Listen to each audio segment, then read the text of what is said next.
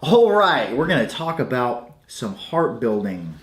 This is going to be, now strap yourself in, this may be a long ramble. This is going to be a video reply to Sam L, who had some questions about harp making. He's just ventured into harp making and he's on his third harp.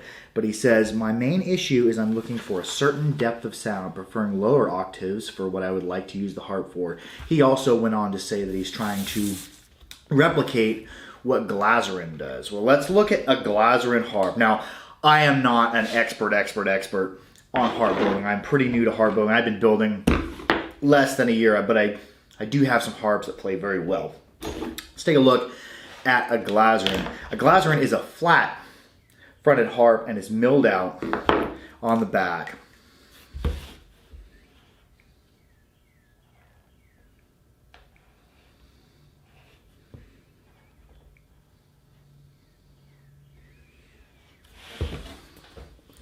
Here we have it flat on the front and milled out on the back. That is the first, if you're trying to replicate the sound of a Glazerin, that's probably the first place I would start. Now, I have never made a flat fronted harp, but I'm pretty sure you could if you went ahead and cut out your harp shape, cut out a center line for them, and then milled or filed out the back. You could probably, that'd probably be a good place to start. Now, my harps, I make them out of square stock. I bend them on the diagonal. So my fronts and my backs are pretty even. Now, one thing I have noticed is in trigger grinding, if we look at the profile of our trigger, if we leave the back flat and just grind a single angle on there, you can kind of begin to replicate that outer spacey sound. Now, most triggers, most reeds you get are going to have two grinds, one angle here, and a matching angle on back. But if you grind them flat on back and just grind your bevel on the front, you can kind of replicate a little bit of outer spaciness. These are some older harps.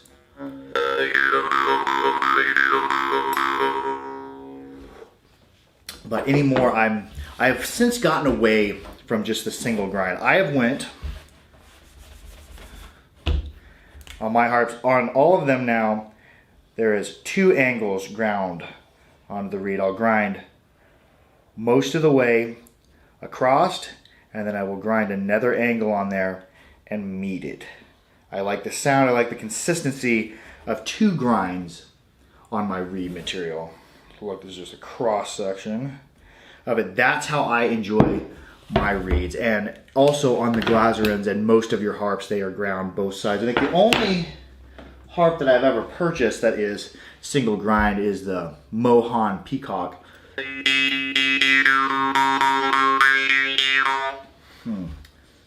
Very enjoyable Morchang to play. Now that is just the start.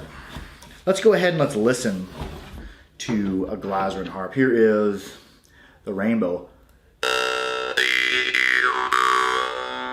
That metallic, it kind of has a metallic outer spacey sound, and I think the metallic and outer spacey sound is due to the frames being flat on one side and milled out on back. So the part that goes into your mouth has the angle on it. The front of the harp is completely flat.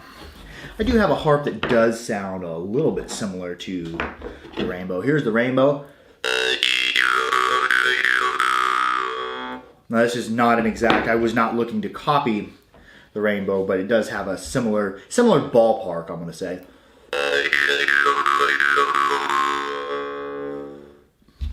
That's my mid-range. And some things that you're going to notice in harp building. Now there are a lot of things that go into harp building. And when I first started out doing harp building, I just couldn't properly see them. There's about 4 different planes that we're going to think of with our harp building. Now, the first thing we're going to talk about is making harps and reeds that taper proportionally. I want a proportional taper on my reeds.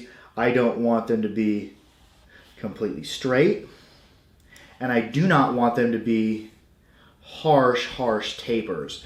A harsh taper does not give good sound. We want our reed to be able to flex and vibrate, almost like a guitar string. We want our reed to be able to vibrate all the way down. Here would be our frame, here would be our reed. We want it to be able to vibrate almost like a guitar string.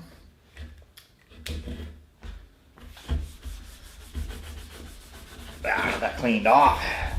So we want a good taper, a proportional taper. We want harps that, I'm gonna just grab one, that taper proportionally. Nothing looks out of proportion. We're not too fat, we're not staying straight all the way across, and we're also not, not getting this wedge shape. We want a proportional taper. Some stiffness at the back, and as it goes toward the front, it gets thinner and it vibrates better. What we also don't want to do is get too thin. Here'd be, see, here's my arms. These are just rough drawings. And I don't want to get my reed too thin when I get up to where I go to the end of my frames and where I would make my elbow. I do not want that. I do not want that too thin. When you bend your reed elbow and try to do your loop, a lot of times it'll break, and it's not very strong. Another thing that we don't want to do is we don't want to leave our triggers, hi there, too fat. Here's my first harp I built. It's too fat. There's too much meat up there. My trigger's too big. My bends aren't good. So other things to think about. Now let's talk about some reed material. This was 1095.025. It's too thick and it's too hard to get good vibration over here. I'll just grab a harp. I've got a box of dead harps here that I just didn't like the way they sounded. And starting out harp building, you're gonna have a lot of mistakes and a lot of ones you're like, it plays, it makes noise, but it's not what I was looking for.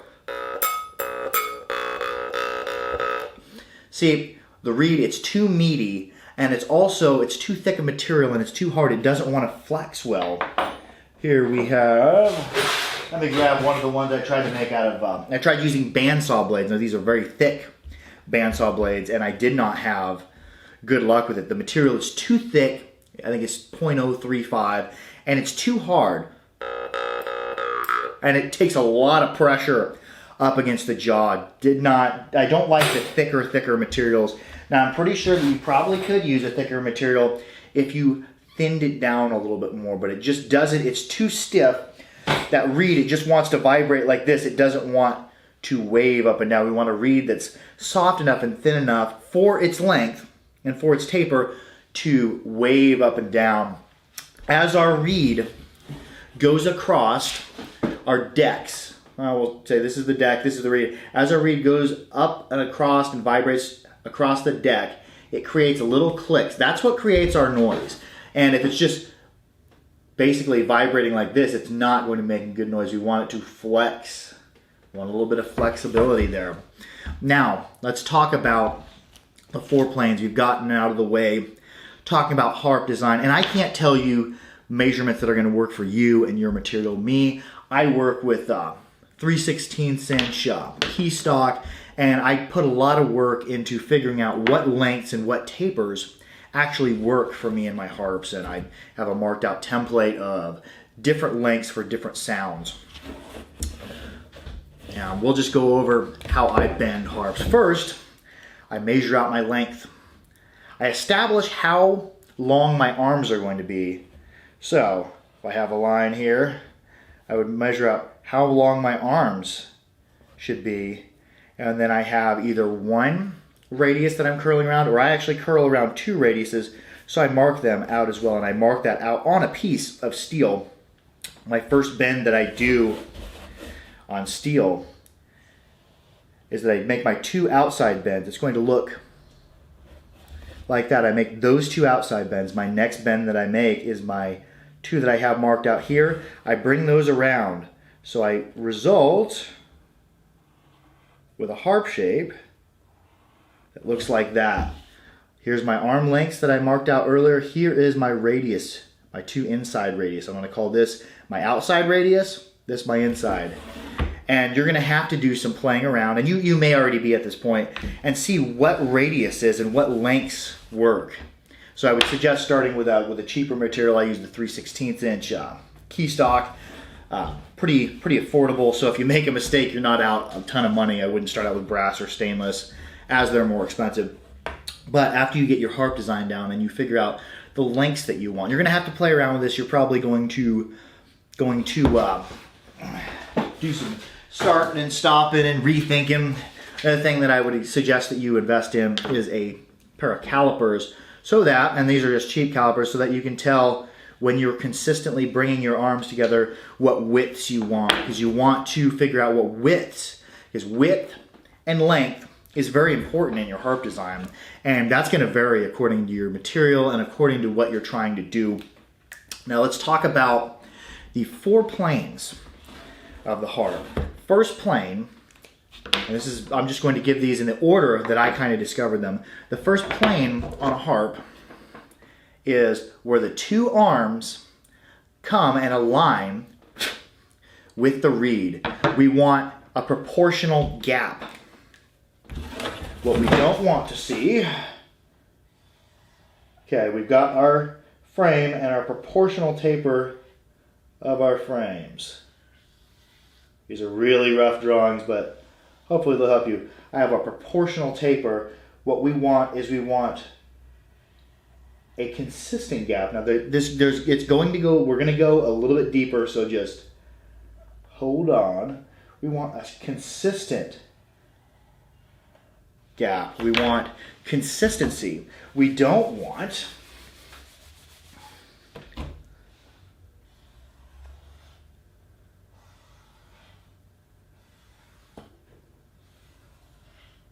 what we don't want is our reed to be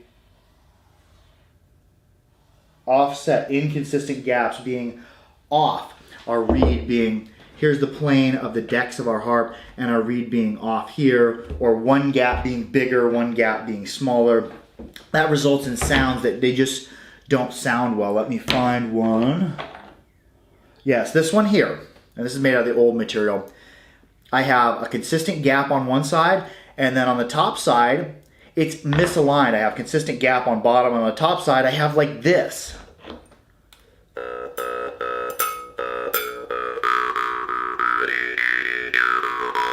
There's that fuzziness because we're not making consistent clicks. It's the first plane that you need to get your harp straight on. You need your arms aligning properly. Now there is going to be some variancy on that, and I'm going to talk about that here in a bit.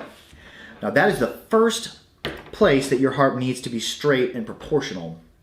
The second one is, if we look at the back of a harp and the reed plane, we're going to look straight down the reed. I'm just going to make a little quick drawing here. Looking at the back of a harp, this would be my undercut here that my reed channel would slide into. We want it to be, if we look through the frame and this is the plane of the decks, we want it to be straight with them, not at an angle cross-secting. If your reed is sitting in your harp at an angle like this, as it crosses the deck, one side will be making its click, making its noise, and the other side will be at an angle, so it will be making its click either behind or ahead of that. That creates a harp that is out of phase. Both sides of your reed aren't making their clicks or their noises in the same time, so it results in a fuzziness. Let's see if I can find a good example. All these harps are out of phase, my old ones are. See, it's not making good sound. And also, we need to be, if we look, I'm going to talk about the third plane that I know about. If this is your deck, when we cut our reed in, we want it to be straight with our deck, even with the planes that are making the sound. We don't want the reed to be cross-secting that. We don't want, I'll make a big picture. We don't want a reed that's coming across there, that's sitting down. We want our arms. Here's our arm. Here's our reed. We want our reed sitting flat with it. So as it makes waves, it's making them all in the same correct time, not out of phase. If we have our reed sitting high on our frame and cross-secting our decks, they're going to be, the middle and the back is going to be making sound out of time with the rest of the reed as it vibrates. It's going to create that fuzziness. When harps are out of phase or not flat on every plane, they create a fuzziness. We're making noise, and then we're making noise out of time with the other noises, and they're fighting against each other. We have these frequencies are all waves, and they need to align. If you have frequencies making different noise at different times, then they're going to be working against each other, and they're going to be canceling each other out. Another thing, the other plane that I'm going to talk about, and all these planes, they are all equally important, is that if we have our two ends of our deck, if we look at the harp from the end, we want both arms. I'm just going to draw a picture. Here would be a reed. We want both arms to be sitting dead flat. Wonderful artist. Dead flat with that. Check, and you'll have to do sighting whenever I'm building. I'm always sighting. I'm always looking down the harp. If you have one of your ends of your decks that's up here, as that reed vibrates and makes its clicks, makes its noises, it will be making them out of time. It will be clicking here, and then it will be clicking up here, so they'll be slightly out of time, and it results in that fuzziness. Hear that fuzz? As opposed to some of my other harps. What I look for in a harp when I'm testing it is I'll just hold my mouth open with it up against there. I won't breathe. I won't use tongue movement. I'll just see if I can get close to a ringing bell.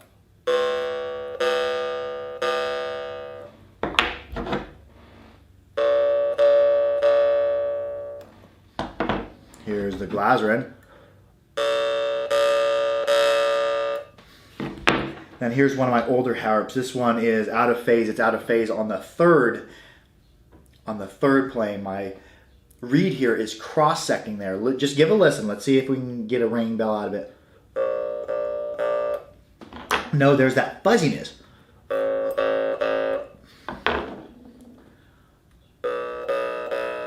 And that's because the harp is out of phase. Now, let's talk about a few other things. Sharpness. If you notice Glasrin or Zlogir, any good harp has a sharp sound. That has resulted, I'm gonna get, where's my sharpest harp? Oh, Masco, these harps are sharp. If you want sharp sound, your harps must be at least semi-sharp. You have to have the correct angles. If your harps are dull, let's try a dull harp. The toy harp where the reed is not sharpened and the decks are not sharpened. It has to be sharp and the gaps must be tight. So what I do is when I sharpen my reeds, there's a cross section, it's not a very good cross section, but when I sharpen my reeds, I'll do it on a grinder, and then I will take it and I will put them on a whetstone, because as we grind off, it'll create a tiny little burr. You can actually feel it with your fingers. I always feel, do I have a burr? Once I have a burr on both sides, I'll go ahead and I'll put it on my whetstone. And if you look at some of my other videos, you'll see me doing this. And I will take that burr off and create a smaller burr, because the whetstone is a lot smoother grit than the grinder is. And then I will finish it off. I'll strop it on wood until everything is absolutely smooth and I don't have any feelable burr. As I feel up and down my reeds, what I like to feel is not quite sharp enough to cut you, but also no burr, smoothness of sound. If you have that burr on there, if you got out a magnifying glass and you looked at the edge and it looks like there's that little burr, it looks furry, that will also contribute to sharpness, or to a fuzzy sound, because it's like, instead of cutting the air and making its clicks precisely, you've got basically a little comb, a little furry comb there.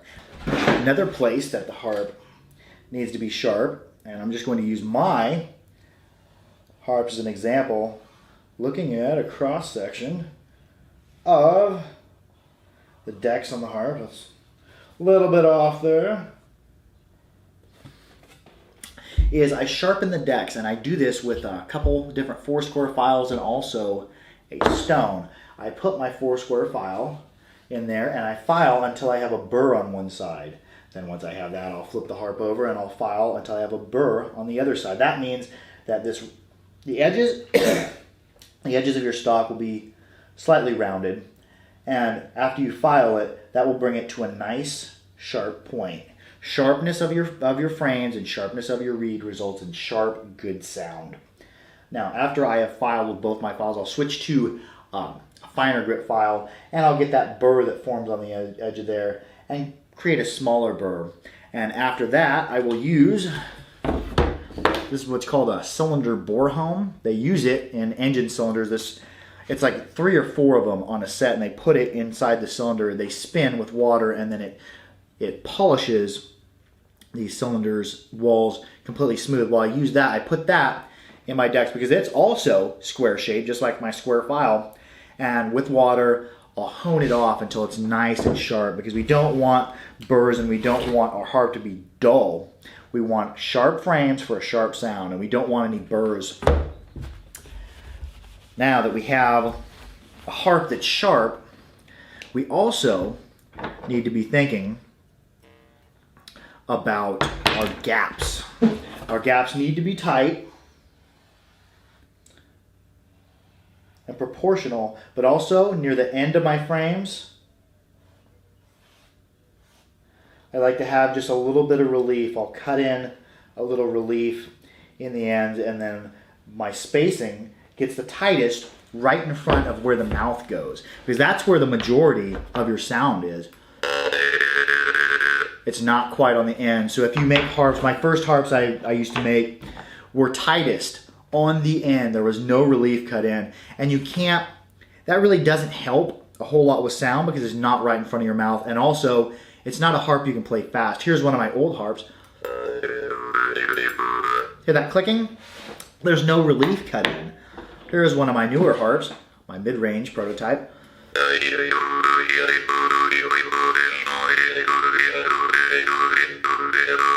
That little bit of relief makes a harp that plays better. You can move it in and outward faster, because the end where we do our trigger bend, that's going to flex probably the most, and it's going to flex probably the most irregular of all places on our reed. So we need a little relief in there. Let's also talk about some other items that, hello there, McGee, the dog's coming in to check out what's going on. Some other areas that will affect your sound will be your length, your taper. If you want a deeper harp, go a little bit longer with your reeds. If you want a higher pitch harp, you can go a little bit shorter. Also, the trigger elbow has a lot to do with that. If I have a longer, just look, this is my reed come in, this is my trigger. If I have a shorter trigger, there's less weight and less leverage against my reed. So it's going to vibrate faster, creating a higher pitch tone. If I make that elbow a little bit longer, it's going, and more weight, more meat on the end of your trigger, bigger loop, or however you weight them. I know Zalagi, he puts solder balls on the end of his triggers to increase the weight. More weight results in lower sound. Also, the way that the trigger is bent affects the sound and tone. If I have a trigger that's more out at an angle, I'm going to have more extraneous overtones, especially out like this. It's not going to be vibrating quite right as it ties into it. As I start to bring my trigger up, the tone will begin to go up a little bit. I like to go right at 90, sometimes maybe a little bit over. I have a tuner, and if I want to drop the tone a little bit, I will grab it with a smooth set of pliers and then lightly tweak outward on the reed. Another thing we need to worry about when we're doing harps. We want our reeds, after you make your trigger bend, look down your harp. You want your reed to be absolutely perpendicular to your frames. You don't want it off at a side or whatever. If you get it off to the side, just grab it with your pliers, gently move it over. Don't get in too much of a hurry because it's very, very easy to break reeds if you force them without heat. So we want our reed to be coming off the end. We want it proportional. I like 90 degrees, sometimes a little bit more, sometimes a little bit less, and we can change our sound a little bit by moving the reed in and out. And also, at the end, we want it absolutely perpendicular. We don't want it off to the side, because as we're plucking, if it's off to the side, it's going to be torquing our reed to the side and pushing it out of phase as it vibrates. We don't want that. So, what else?